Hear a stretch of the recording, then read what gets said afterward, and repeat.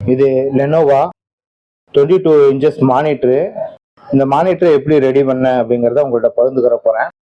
இது என்ன கம்ப்ளைண்ட்ல வந்துச்சு அப்படின்னா டெட் கண்டிஷன்ல இருந்துச்சு. இந்த மானிட்டரை நான் ஓப்பன் பண்ணி பார்த்தப்ப இங்க ஒரு டயோடு இருந்தது. அந்த டயோடு வந்து ஷார்ட். நான் செக் பண்ணி பார்க்கும்போது கண்டினியூட்டி காட்டிட்டு இருந்தது. சரி, அந்த டயோடை நான் ரிமூவ் பண்ணிட்டு வேற டயோடை மாத்திட்டேன். என்கிட்ட அதுக்கான வேல்யூ இல்லை, அதுக்கான ஈக்குவலண்டா இருக்கக்கூடிய ஒரு டயோடை இங்க மேட்ச் பண்ணியிருக்கேன். இப்போ இந்த டயோடை நான் மாத்தினதுக்கு அப்புறம் நான் சப்ளை கொடுத்து பார்த்தேன், எந்த ஒரு பவரும் வரல. இதுல வந்து பாத்தீங்க அப்படின்னா செகண்டரியில இருந்து பாத்தீங்க அப்படின்னா இதுல ஃபீட்பேக் எடுக்கல. இந்த எஸ்எம்பிஎஸ்லயே செகண்டரி வைண்டிங் வந்து பிரைமரி பவர் சப்ளை பயன்படுத்தியிருப்பாங்க. அங்க இருந்து பாத்தீங்கன்னா ஒரு ஃபீட்பேக் அப்படியே எடுத்து கொடுத்துருந்தாங்க. இப்ப இதுல வந்து பாத்தீங்கன்னா அந்த பிடபிள்யூஎம்ஐசி வந்து போயிடுச்சு. இப்போ அதுக்கு பதிலாக நான் ஆல்ட்ரேட் பண்றதுக்காக இந்த போர்டை நான் கனெக்ட் பண்ணியிருக்கேன். இது வந்து 12 வோல்ட் இல்லை 24 வோல்ட்டுக்கு நம்ம அட்ஜஸ்ட் பண்ணி எடுத்துக்கலாம். இப்போ இது வந்து 12 வோல்ட்டுக்கு ஏற்றாப்புல நான் இதை கனெக்ட் பண்ணியிருக்கேன்.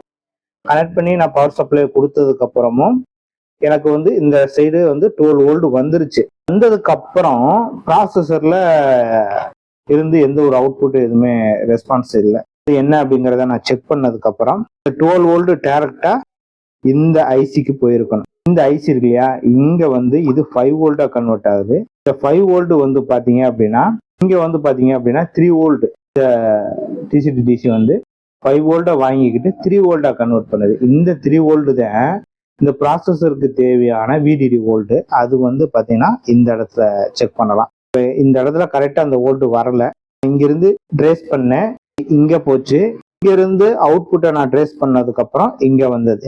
இந்த டிசி உடைய இன்புட்டை நான் செக் பண்ணதுக்கு 12 வோல்ட் போச்சு. எனக்கு அவுட்புட்ல வந்து பாத்தீங்கன்னா அந்த 5 வோல்ட் வரல.